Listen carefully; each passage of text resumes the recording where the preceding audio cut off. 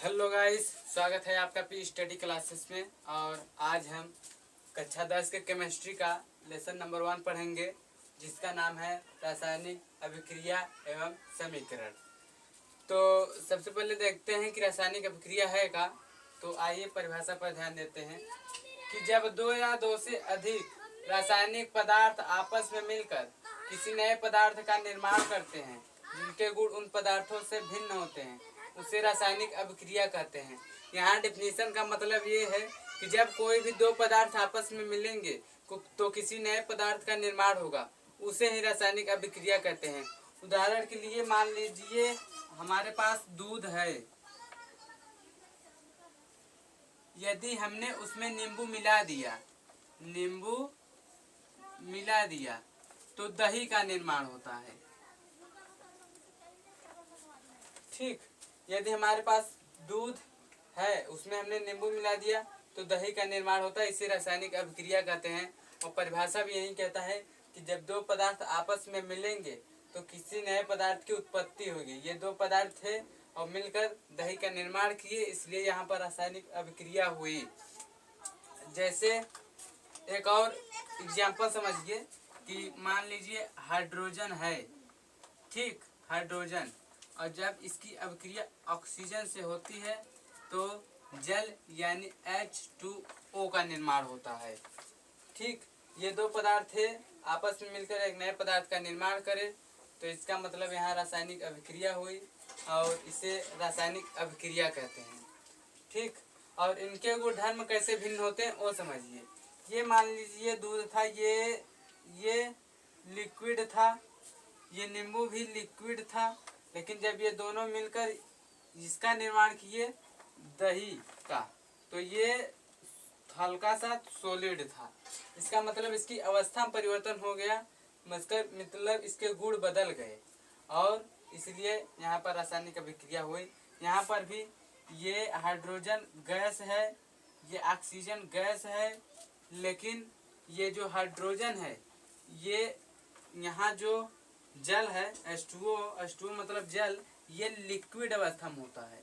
यहाँ अवस्था परिवर्तन हुआ, इसका मतलब रासायनिक अभिक्रिया हुई।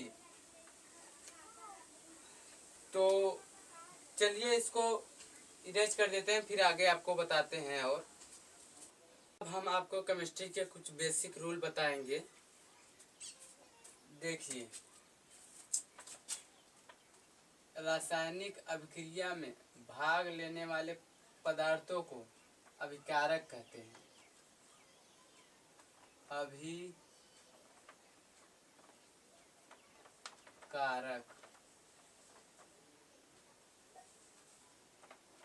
मतलब कि रासायनिक अभिक्रिया में जो भाग लेने वाले पदार्थ होते हैं उसे अभिकारक कहते हैं, और जो बनने वाले पदार्थ होते हैं उसे उत्पाद कहते हैं। मतलब ये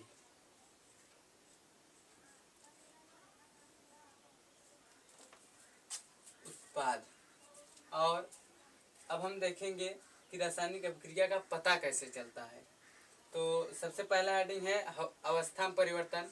मतलब ये कि रासायनिक अभिक्रिया का पता ऐसे भी चल सकता है जैसे कि ठोस से द्रव में बदला, द्रव से गैस में बदला।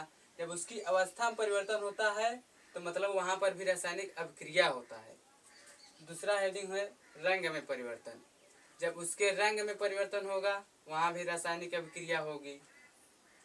तीसरा है गैस का उत्सर्जन। मतलब कि जब रासायनिक अभिक्रिया होती है तो कुछ गैस हो सकता है निकलती रहे और कुछ गैस हो सकता है अवशोषण करती रहे, तो वहाँ पर भी रासायनिक अभिक्रिया होता है।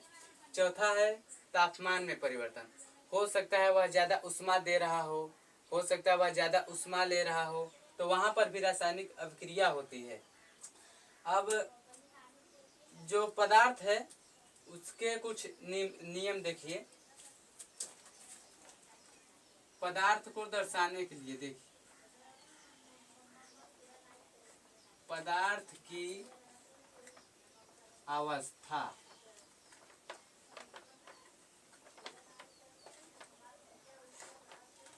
मतलब कैसे जानेंगे कि कोई पदार्थ किस अवस्था में है। जैसे ठोस के लिए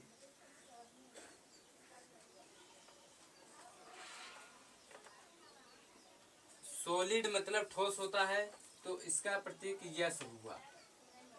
ठीक। द्रव के लिए,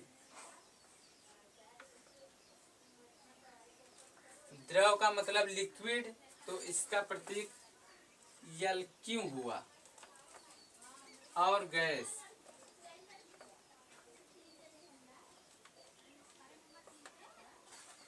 गैस का मतलब गैस ही होता है, तो इसका प्रतीक जी हुआ। अब देखिए, ये हाइड्रोजन एक गैस है, तो इसके आगे जी लगा होगा, ये ऐसे। ऑक्सीजन भी गैस है, तो इसके आगे भी जी लगा देते हैं। ये जल यानी ये लिक्विड अवस्था में होता है, तो इसके आगे एल क्यू लगा होता है, एल क्यू, मतलब ये लिक्विड अवस्था में है। तो फटाफट स्क्रीनशॉट ले लीजिए और हम बढ़ते हैं आगे। तो चलिए अब हम देखते हैं कि रासायनिक समीकरण क्या होता है। तो पहले परिभाषा देखिए। रासायनिक अभिक्रिया को सूत्र एवं प्रतीक के रूप में लिखना रासायनिक समीकरण कहलाता है। मतलब कि जो रासायनिक अभिक्रिया हो चुकी है उसको सूत्र एवं उसके प्रतीक के रूप में लिख देना है, बस वही रासायनिक समीकरण है। उदाहरण देखिए, जब मैग्नीशियम की अभिक्रिया ऑक्सीजन से होती है तो मैग्नीशियम ऑक्साइड का निर्माण होता है। ये रासायनिक अभिक्रिया हो चुकी है, इसको बस सूत्र एवं प्रतीक के रूप में लिख देंगे तो वही रासायनिक समीकरण हो जाएगा। कैसे, देखिए। मैग्नीशियम का प्रतीक होता है Mg, ठीक। और ये ऑक्सीजन का प्रतीक होता है O2, ठीक।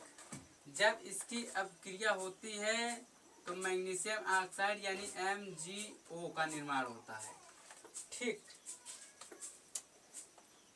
और ये 2 लगा है, तो इसको संतुलित करने के लिए यहाँ 2 लगाएंगे। Mg2 हो गया, तो इसको संतुलित करने के लिए यहाँ 2 लगाएंगे। संतुलित करने के लिए हमने मैग्नीशियम के साथ 2 क्यों लगाया, इसको समझने के लिए पहले संतुलित समीकरण क्या है इसको समझते हैं। तो पहले ये देखिए, रासायनिक समीकरण 2 प्रकार का होता है। पहला कंकाली,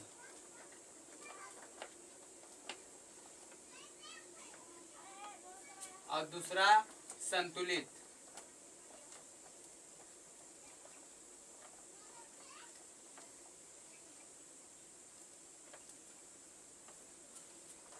तो चलिए बताते हैं कि संतुलित समीकरण क्या है।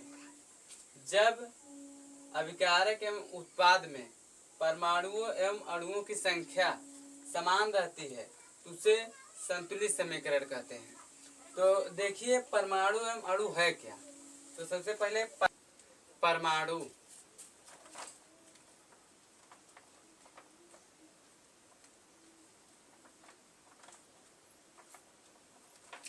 देखिए परमाणु किसे कहते हैं। मान लीजिए आपके पास लोहा है, लोहा का प्रतीक Fe, और आपके पास सोना है, इसका प्रतीक Au। यदि आप लोहे को कितना भी काटे उसमें से लोहा ही निकलेगा। मतलब ये कि ये मान लीजिए ये लोहा है, ठीक, ये Fe, इसको आप कहीं से भी काटेंगे ना तो लोहा ही मिलेगा। ये नहीं कि आप अगर ऐसे काट दिए तो इसमें से एल्युमिनियम निकलेगा या कोई और पदार्थ मिलेगा, इसमें से लोहा ही निकलेगा। यदि किसी पदार्थ का वह सूक्ष्मतम कण जिससे वह बना है उसे परमाणु कहते हैं। और कक्षा, अब देखिए अणु, अणु किसे कहते हैं।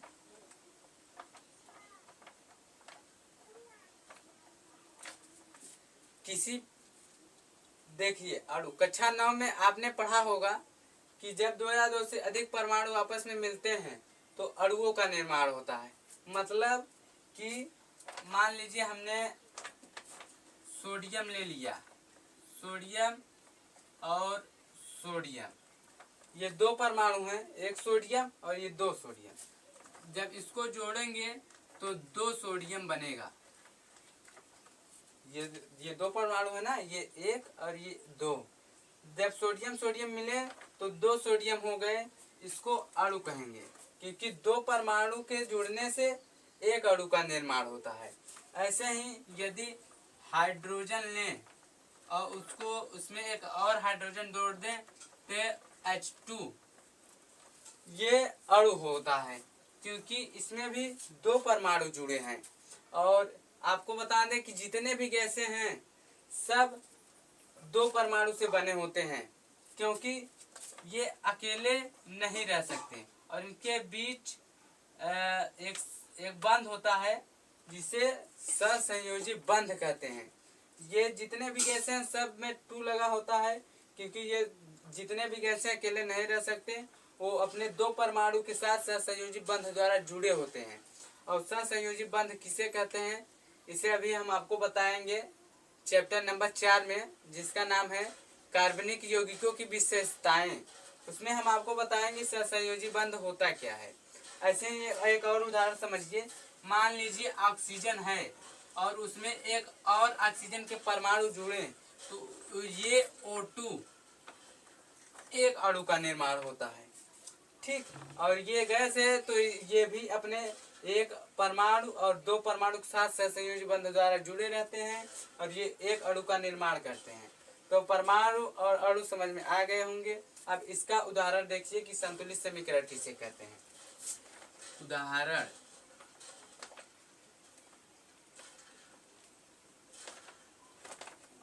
मान लीजिए हम हाइड्रोजन को लेते हैं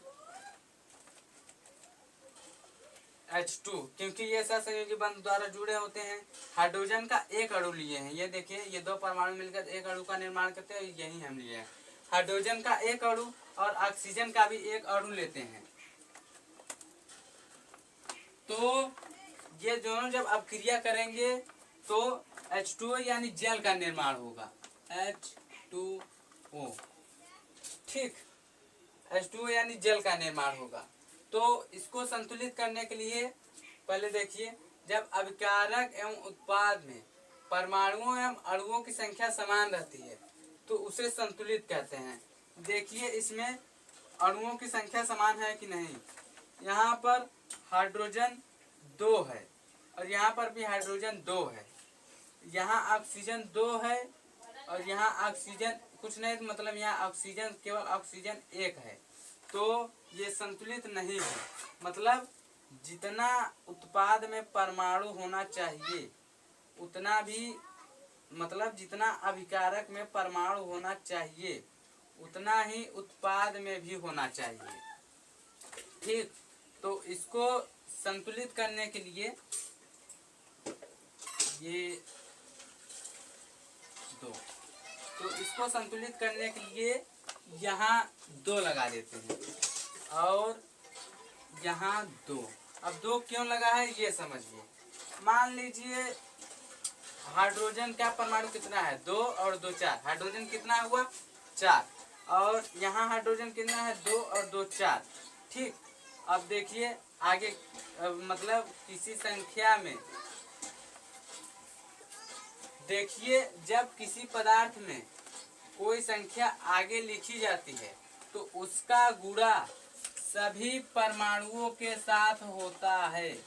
मतलब ये कि ये यदि संख्या आगे लिखी हो तो उसका गुणा सभी में होगा। ये 2 दूनी 4 हाइड्रोजन और ये 2 दूनी 4 हाइड्रोजन हुआ, और ये इसमें भी ये आगे लगा तो मतलब इसमें भी गुणा होगा। 2 एकम 2, मतलब ऑक्सीजन का परमाणु कितना हो गया 2 हो गया, ये 2 2 एकम 2, ऑक्सीजन का परमाणु 2, यहाँ पर भी ऑक्सीजन का परमाणु 2, तो ये संतुलित समीकरण हो गया। मतलब ये कि अभिकारक एवं उत्पाद में उतने ही परमाणु एवं अणु रहने चाहिए जितने कि उत्पाद में, अभिकारक में भी उतने रहेंगे, उत्पाद में भी उतने रहेंगे। ये देखिए कि ये H2, ये ऑक्सीजन 1 था, ठीक। अब देखिए किसी संख्या में आगे ही 2 क्यों लगाते हैं। देखिए हम आगे इसलिए 2 लगाते हैं क्योंकि हम अणुओं को बढ़ा सकते हैं लेकिन परमाणुओं को नहीं। मतलब ये कि हम ऑक्सीजन मतलब ऑक्सीजन के अणुओं को जोड़ सकते हैं, इनके परमाणुओं को नहीं। मतलब ये समझिए कि मान लीजिए कहीं से कोयला निकल रहा हो, कोयला को तो हम लोग इकट्ठा कर सकते हैं, कई जगहों से कोयला लाकर कोयला को इकट्ठा कर सकते हैं, लेकिन कोयले को बना नहीं सकते। जैसे मान लीजिए हम लोग कार्बन और कार्बन को जोड़कर 2 कार्बन बना सकते हैं, लेकिन एक कार्बन का हम लोग अपने से निर्माण नहीं कर सकते। इसीलिए आगे 2 लगाते हैं कि हम ये 2, देखिए ये 1 कार्बन, ये 2 कार्बन, ये 2 कार्बन हुआ, ठीक। इसलिए हम आगे 2 लगाते हैं कि हम कार्बन की संख्या को बढ़ा सकते हैं, लेकिन अकेला कार्बन नहीं बना सकते। इसलिए हम संख्या के 2 आगे 2 लगाते हैं।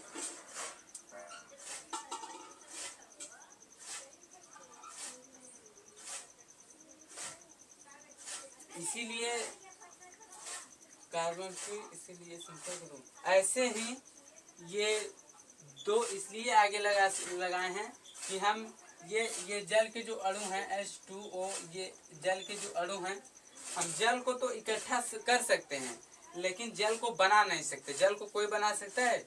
कोई नहीं बना सकता, लेकिन बहुत सारा जल इकट्ठा कर सकते हैं। इसीलिए 2 आगे लगा है कि हम जल को बढ़ा सकते हैं।